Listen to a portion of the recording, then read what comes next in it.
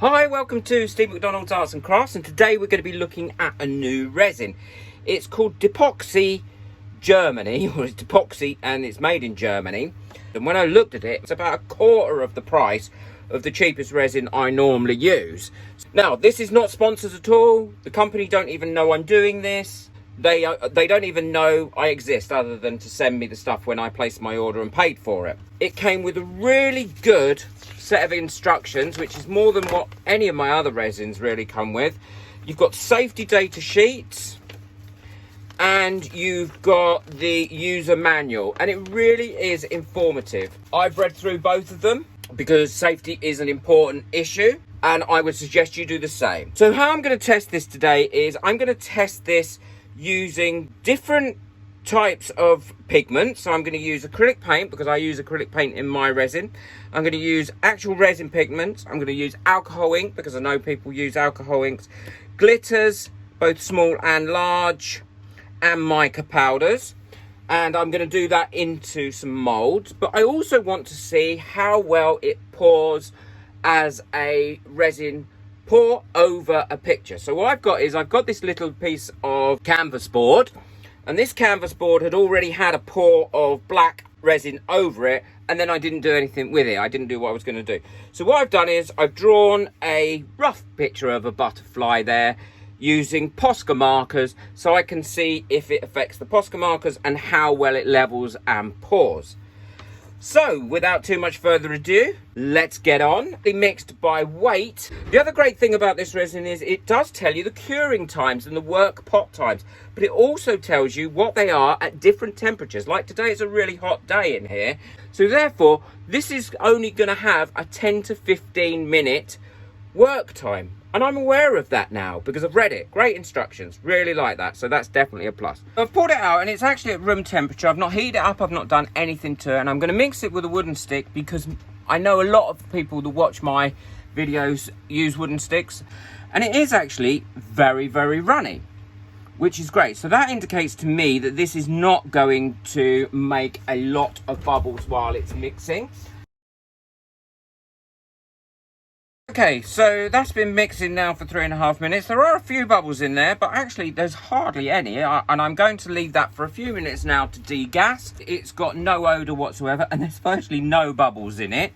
I'm just going to pop that in there because that's for the alcohol inks. Now, I'm not looking for a full Petri dish effect here because it's not actually deep enough. All I'm looking to see is if it bleaches out the alcohol inks or has any adverse reaction to the alcohol inks. So the first, I've labelled all these. I've got mica powder, acrylic paint, opaque resin pigment, translucent resin pigment, and glitter. It's mixed in there okay.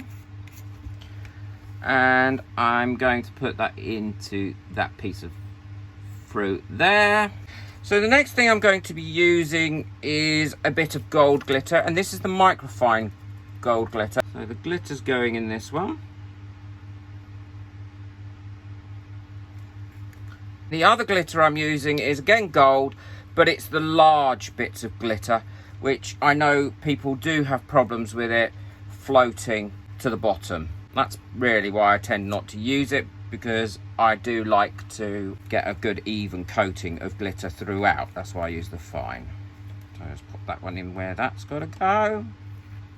So the next other one I'm going to be using is acrylic paint. And remember, whenever you're adding anything to your resin, if it's liquid, then never add more than about maximum 10%, because if not, it will affect the curing. So I'm only using a little bit. Now, I know this acrylic paint never reacts with any of my resins, so I'm hoping it's going to be the case here. Oh, that's mixed in lovely.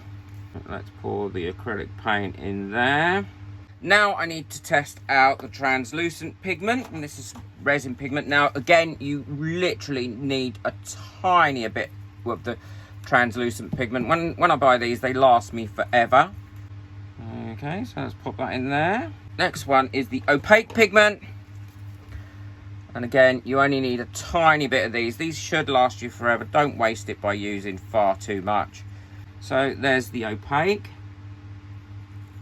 I am going to use white in this, but like I said, I'm not bothered about the Petri dish effect. So I'm just going to drop some white in it in different places, See what happens. Senorita Magenta. Oh, look at that, it's pretty, isn't it? I'm putting some Passion Purple. Let's do a bit more white.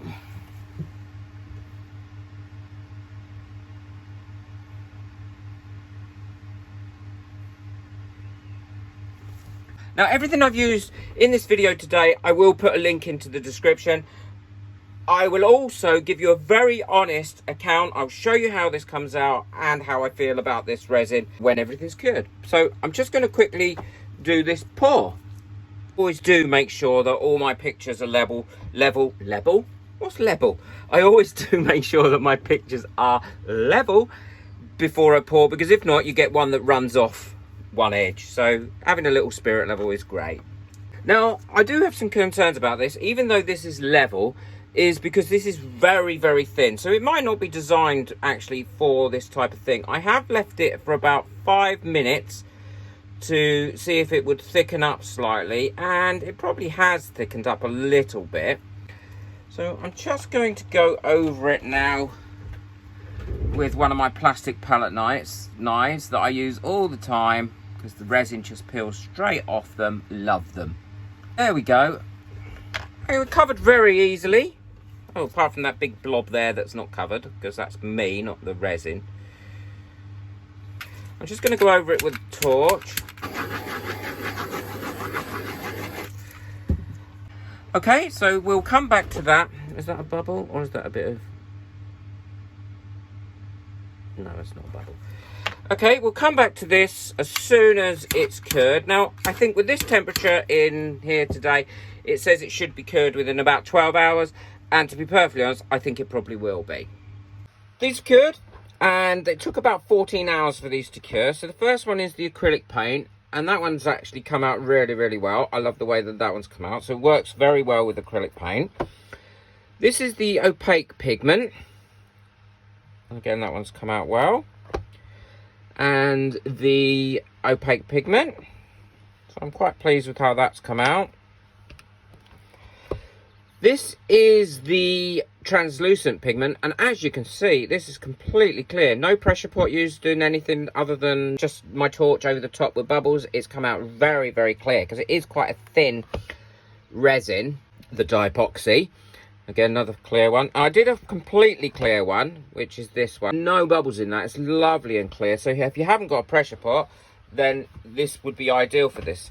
The glitter one, as I can see, it is very liquidy, and even the micro glitter has fallen right the way down to the bottom, which is a bit disappointing. What I would suggest if you are going to use this resin is that you would leave it to sit in the pot for a little while before you add your glitter, so it's quite a bit thicker, and then add your glitter. And the same obviously happened with the larger glitter pieces. The mica powder, and I use a lot of mica powder, has come out really, really well. I'm very pleased with this. So far, it's definitely a winner for me. Yep, the mica powder is coming out nice and looks great. The alcohol inks, this wasn't a very thick piece, and I wasn't trying to do a Petri dish pour, but as you can see, it has come in there quite well. The white has gone through to the bottom because, again, it's not very thick, but actually the alcohol inks worked very, very well in there.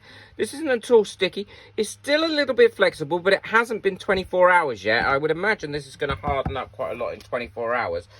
The pour over worked really, really well. It was thin. I wish I'd waited to let it thicken up a little bit, but it hasn't affected those Posca paints, and it is crystal clear.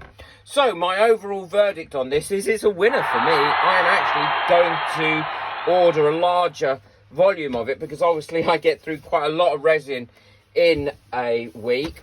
I would imagine it's about 1/3 of the price. I think it's great. I think it's come out really well. It's definitely going to have a home in my resin collections, and I have quite a few resin collections. Again, I'm not being paid. The company don't even know I'm doing this review.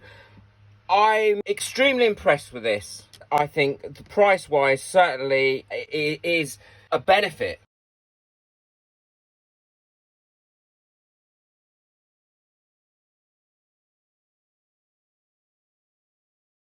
If you can get hold of this resin, give it a go.